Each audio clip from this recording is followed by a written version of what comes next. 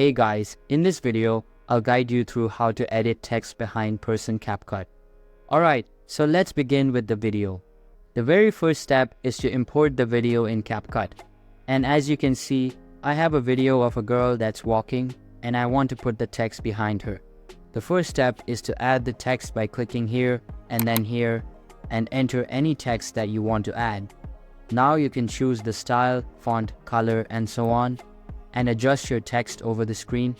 Put it wherever you like. Now drag the text layer over the whole video like this.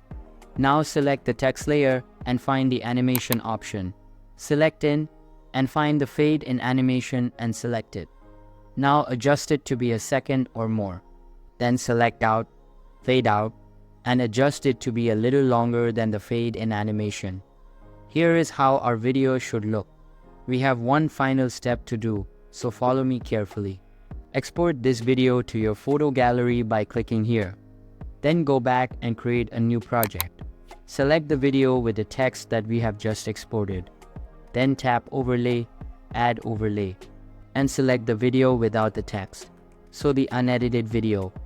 Now zoom in a little bit to match the second video with the first video.